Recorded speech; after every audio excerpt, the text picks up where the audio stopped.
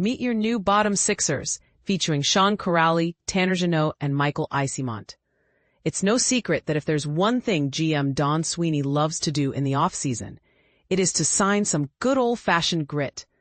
This pattern dates back all the way to the days of Matt Bolesky, remember him? David Backes, and Ginny Hayes, with more recent additions in the past few years, including the likes of Nick Foligno, AJ Greer, and Patrick Brown. This year's bottom six class, https://causewaycrowd.com/Boston Bruins 2025 free agency tracker, consists of familiar faces Sean Kuraly, Tanner Jeannot, and Eyssimont, most notably.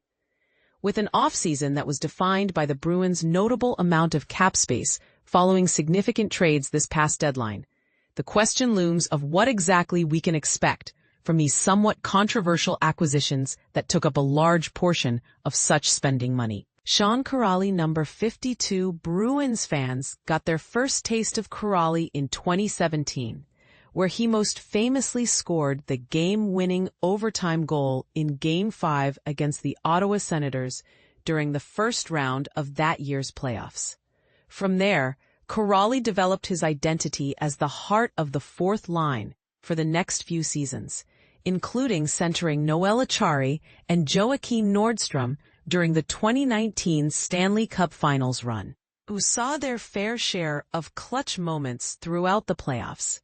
While he wasn't exactly the most premier goal scorer, with his career high point total with the Bruins, https://Bruins/52, only being 23, with 6 goals and 17 assists in 2019-2020.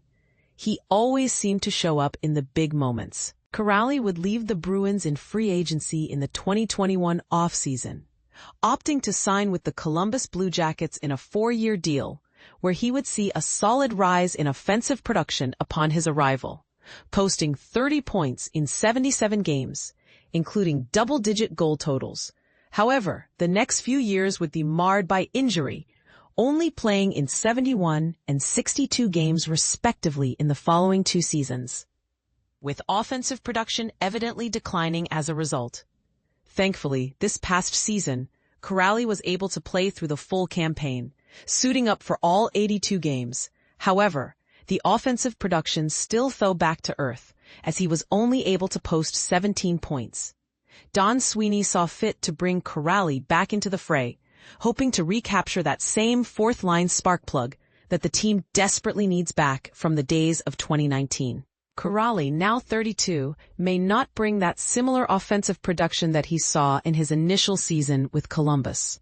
However, his ability to anchor a fourth line is evident, and is something Bruins fans have certainly seen before, and will be nostalgic for as Kuraly will be wearing his original 52 once again this season. Expect Kuraly to be the contending top option for the fourth-line center spot this upcoming season, and again a fan favorite. Tanner Jeannot, number 84. Ah yes, possibly the most polarizing signing of this year's free agency, Tanner Jeannot, https://causewaycrowd.com/Don Sweeney explains Bruins signing Tanner Jeannot. Jeannot was handed a very generous contract by the Bruins, a 5-year deal with an AAV of $3.4 million for the 28-year-old. Jeannot began his career as a part of the Predators, seeing his most productive season in 2021 to 2022, where he posted 41 points, including over 20 goals. However, from there, his production seemingly fell off a cliff, failing to reach even 20 points the following year, before he was promptly traded to the Lightning at the deadline. Even with the change of scenery, Jeannot struggled mightily offensively, playing in just 20 games for the team in 2022 to 2023, and putting up a single tally and 4 points in total. The following season, he played 55 games, putting up 14 points before heading to Los Angeles that offseason to join the Kings. This past year, Jeannot put up similar stats while playing in 67 games, totaling 13 points. What Don Sweeney has envisioned for Jeannot when it comes to this lineup is not entirely clear. Whether the front office is banking on him regaining his 2021 form with a new set of line mates that will likely include Sean Kuraly and another younger winger, or simply see him as tough guy insurance with the infusion of possible youth into the future as he plays out his contract. His play on the ice can hopefully take a step up from years prior. If so, Jeannot can become a reliable bottom six presence and help to reestablish a tougher identity that the team sorely lacked this past season. If not, well, we could very well be looking at another Matt Bolesky or David Backes situation with Don Sweeney. Michael Eyssimont, number 81. Eyssimont began his NHL career with the Winnipeg Jets in 2021 to 2022.